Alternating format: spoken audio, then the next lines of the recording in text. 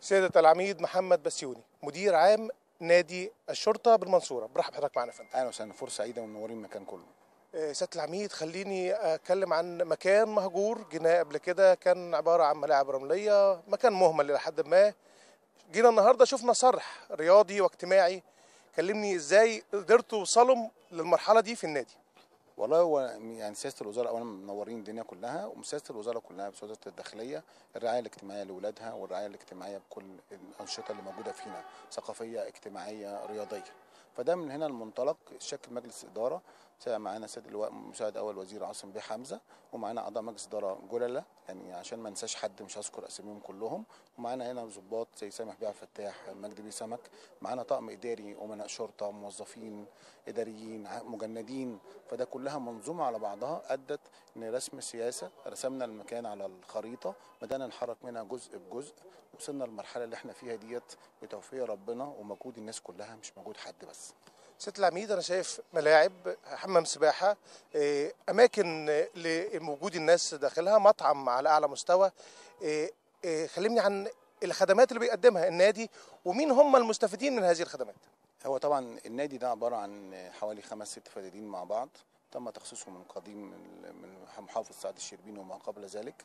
تمام، بدأنا نشتغل فيه خطوة ورا خطوة لغاية ما وصلنا لهنا. مر بمراحل كتير، السادة مديرين النوادي اللي قبلي عملوا فيه شغل كويس جدا وقوي جدا، جايز يكون الميزانية المالية جايز يكون حاشتهم أو في إعاقات تانية حاشتهم على التنفيذ، بس أنا عايز أوصل لنا أقول إن النادي ده نادي متكامل حتى الآن، شرف لنا إن نكون نضيف أو نستضيف أيا كان موجود في ولاد الدقهلية أو ولاد خارج الدقهلية، سواء قاعات أفراح، سواء أنشطة رياضية، سواء مطاعم. هذه كل الأنشطة متاحة ومفتوحة للجميع بدون استثناء.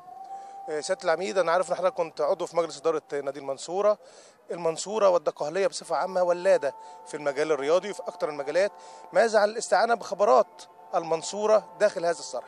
احنا كلنا كيان متكامل، فاحنا لازم الاستشاري اللي باني المؤسسه ده هو استاذ دكتور في كليه هندسه جامعه المنصوره. المدرب اللي ماسك النادي مدرسه الكوره عندنا هو كابتن طارق المشاطي ابن نادي المنصوره.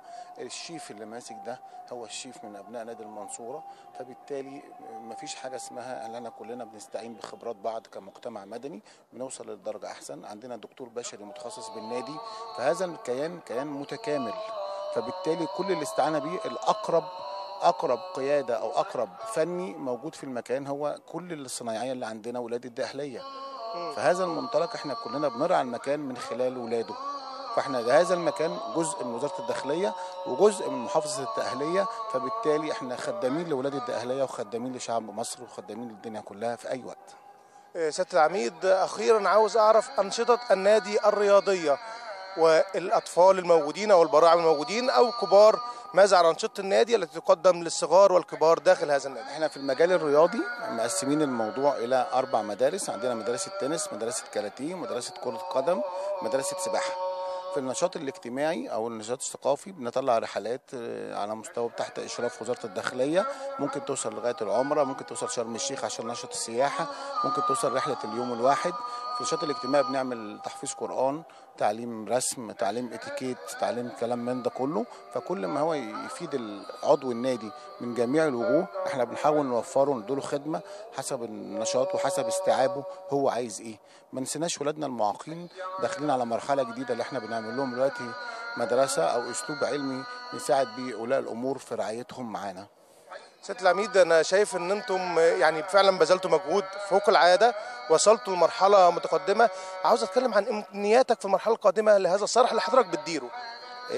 أنا كمان مرة مصمم عايز أركز قوي إن أنا ما بديروش، أنا بديره من خلال منظمة ومؤسسة كبيرة تمام اللي هي وزارة الداخلية بيمثلها مجلس الإدارة، وأنا مجرد إن أنا منفذ لسياسات مجلس إدارة النادي أنا والمجموعة اللي معايا. انا اتمنى من الله طبعا ان احنا نوصل وننافس على مستوى اشتراكي في البطولات القادمه، لان اتمنى من الله ان احنا نكون على مستوى الانديه الخارجيه ونكون شريك في رفع مستوى الرياضه على مستوى الجمهوريه، وربنا دايما كده للامام، ويا رب طموحنا يزيد ويزيد ونوصل لاحسن من كده. سيادة العميد طرق لي سؤال، عندكم نادي الداخليه، نادي اتحاد الشرطه، اين نادي ضباط شرطه المنصوره من هذه الانديه الكبيره؟ احنا نادي هنا بنغذي ولادنا وبنمارس الصيغه الرسميه بتاعتنا ممارسه. لما يكون في حد على مستوى يطلع من ولادنا على مستوى عالي، لا اما بنقدمه ككادر اساسي في اتحاد الشرطه او نادي الداخليه، او اذا كان في العاب فرديه بنحاول نمارسه وندخل اشتراكات تبع المناطق والاتحادات بعد موافقه اتحاد الشرطه او وزاره الداخليه. يعني هو المرجع دلوقتي ان انا الكيان الاكبر هو اتحاد الشرطه، نادي اتحاد الشرطه او نادي الداخليه. مظبوط كده. حتى الان احنا لم نفرغ حد يوصل للموضوع ده. ممكن يكون في حاجات قديمه على المستوى الفردي، العاب كاراتيه، ولاد كاراتيه، كلام من ده. بس اما موضوع الالعاب الجماعيه بالذات تحتاج، انت عارف حضرتك ان طبعا مؤسسه الرياضه بدون ماديات ده مش هينفع طبعا. فبالتالي عشان نركز جهودنا ان احنا ما نستهلكش ماديا في كذا مكان في وزاره الداخليه، فركزنا ان جميع الالعاب الجماعيه هتتلخص في نادي الداخليه ونادي اتحاد الشرطه، واحنا كلنا نمدها بكوادرنا وولادنا عشان خاطر نرفع مستوى وزاره الداخليه في النشاط الرياضي والاجتماعي. سيادة العميد، تحياتنا وتحياتنا لمجهودكم، مقدرين مجهودكم، ودايما يا رب التوفيق. بنشكر حضرتك على الاستضافه، ونتمنى لكم مزيد من التوفيق. منورين الدنيا كلها، وشرف لنا وجودكم معانا، ونتمنى وجودكم دايما بصفه مستمره. شكرا يا فندم.